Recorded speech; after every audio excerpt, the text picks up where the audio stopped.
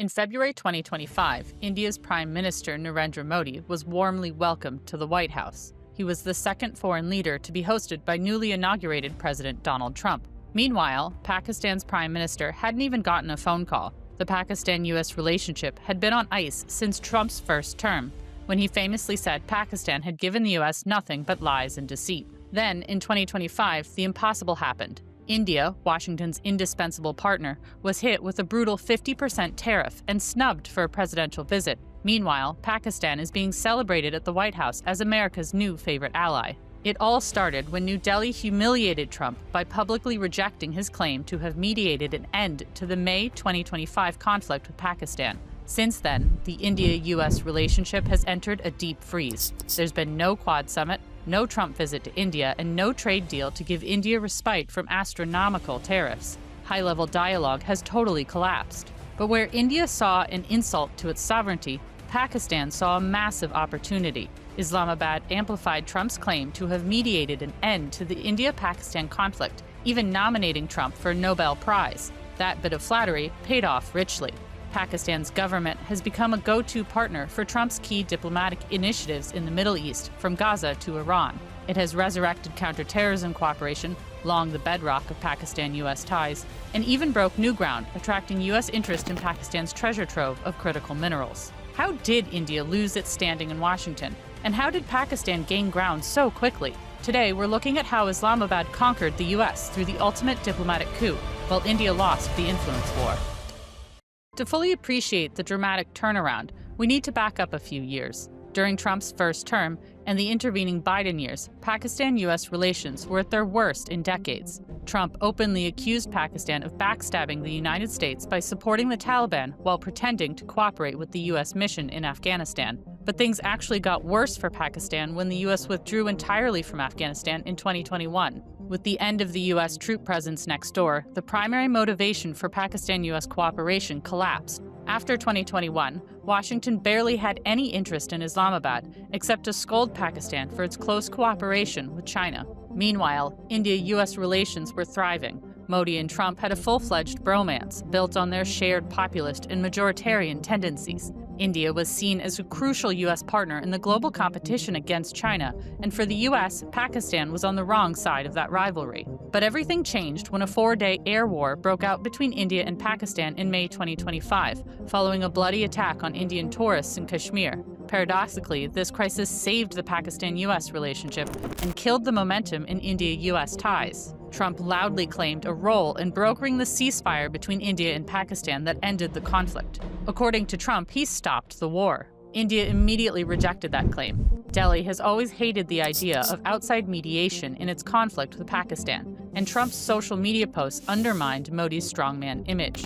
The idea that the US president forced Modi to halt airstrikes on Pakistan was deeply embarrassing for the Indian government. That's why India's defense minister told Parliament that Trump's mediation claim was completely incorrect and baseless. But Pakistan played its hand much differently. Pakistani leaders thanked the United States for its role in mediating the conflict. They even formally nominated Trump for the Nobel Peace Prize, an award he openly covets. And that willingness to shamelessly stroke Trump's ego paid off big time, as Hussein Haqqani, a former Pakistani ambassador to the United States, explains. There is still this tendency among India's interlocutors with the rest of the world to kind of express anger rather than humility over other people's concerns about Indian policies. And that has worked to India's disadvantage, and Pakistan's willingness to feign humility while doing exactly what it wants to do.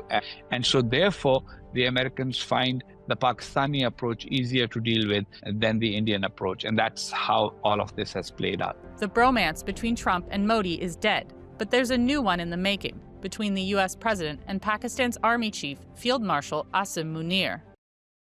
In June 2025, fresh off the India-Pakistan 4-day war, Trump did something no other U.S. president had ever done. He hosted Pakistan's Army Chief for a meal at the White House. While it's well known that Pakistan's military calls the shots in the country, usually Washington focuses its diplomacy on the civilian leader, the Prime Minister. But with that White House invite, Trump openly recognized Munir as the man in charge, and their conversation went far beyond security affairs. Trump and Munir discussed U.S. investment in Pakistan's critical minerals sector and expanding bilateral trade. Also on the agenda, Pakistan's role in helping navigate some of the Middle East's thorniest conflicts, including the Israeli war in Gaza and the Iran crisis. Nearly overnight, Pakistan went from a pariah state to being described by the Trump administration as a key bridge between South Asia and the Middle East. This is more than just diplomatic fluff. Pakistan is currently in talks to take part in an international stabilization force in Gaza. The U.S. desperately needs buy-in from majority Muslim countries to bolster the legitimacy of its problematic Gaza peace plan,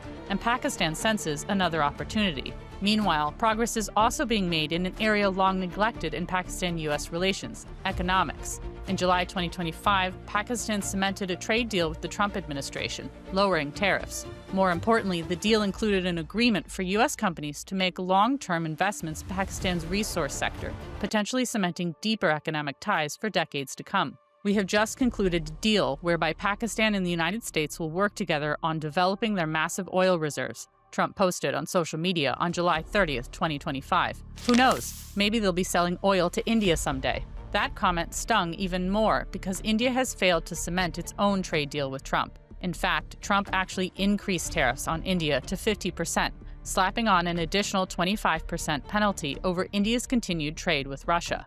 And the trade failure has had cascading effects on the entire relationship, as Trump takes these things very personally. Michael Kugelman, an expert on South Asia at the Atlantic Council, explains. President Trump, he expects the countries that his administration is negotiating with to essentially accept all of the demands that the U.S. side is making. So I think that's one reason why we didn't get a deal. It frustrated Trump. Trump and his top aides are angry at the Indian government, including Modi.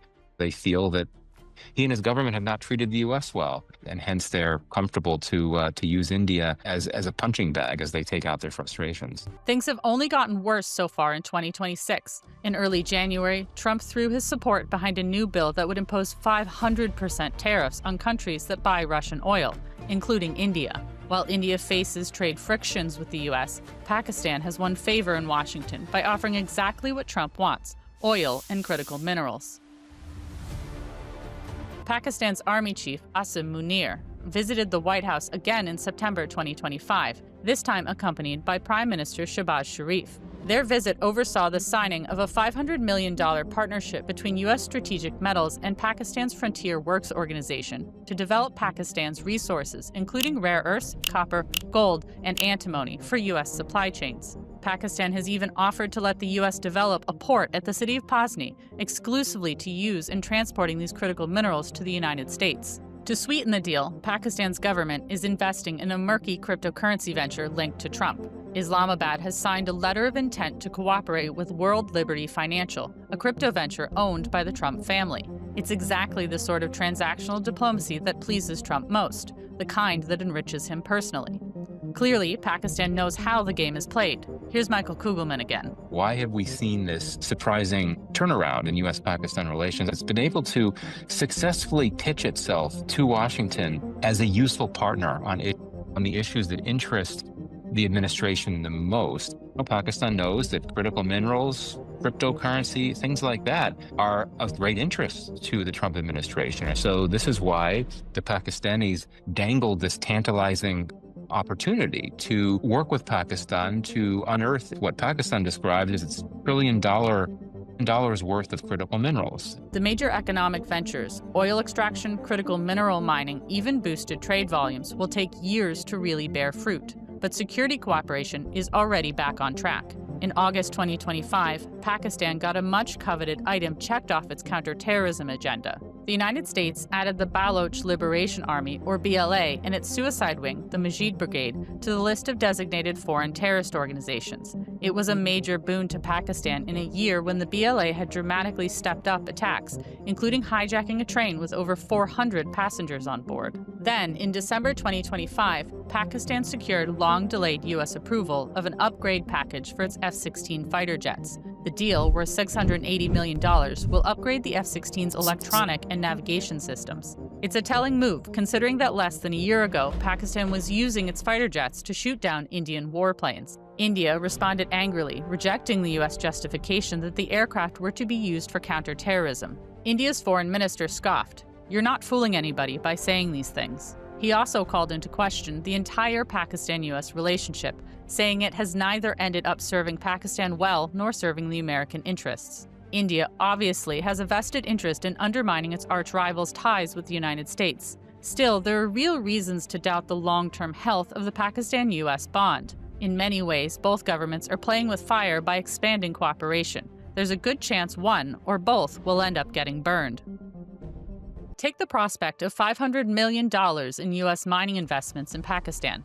That would be centered in Baluchistan, Pakistan's poorest province and the site of a long-running insurgency. The BLA and other Baloch militant groups have often targeted foreign mining projects for attacks, arguing that they steal Baloch resources while providing nothing for local people. The U.S. investments could actually worsen Pakistan's security crisis. And Pakistan's deals with the U.S. are unpopular for other reasons too. While Pakistan's government, and especially Army Chief Munir, is moving full steam ahead, anti-U.S. sentiments are strong in Pakistan. The situation is especially complicated because the U.S. was accused of orchestrating a plot to oust popular Prime Minister Imran Khan in 2022, with the help of the military and the current Prime Minister, Shehbaz Sharif. There's little hard evidence to support that narrative, but Khan made the claim openly and repeatedly, and many Pakistanis believe it. Now Khan is in jail, and Munir and Sharif are leading a renaissance in Pakistan-U.S. ties. That has many Pakistanis angry and is fueling the fire of anti-U.S. sentiment. For now, the army and its allies are in firm control of Pakistani politics, with Munir arguably the most powerful military leader since dictator Pervez Musharraf.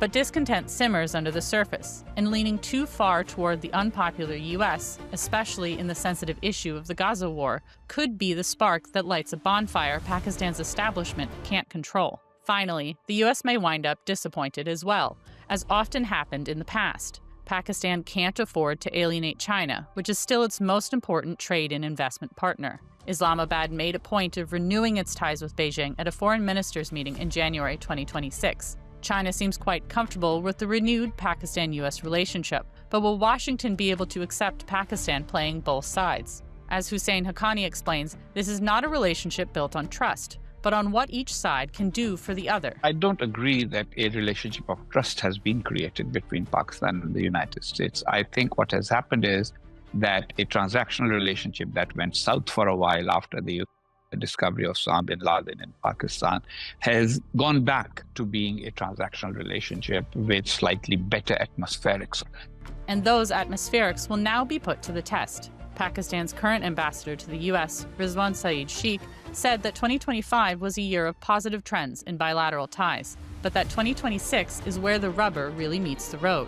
The opportunities are positive and clear, but 2026 will be a critical year for translating those possibilities into practical outcomes across every sector of our bilateral partnership. In other words, this year will tell us whether Pakistan-U.S. ties have really elevated to a new level, or just re-entered the old cycle of one step forward and two steps back.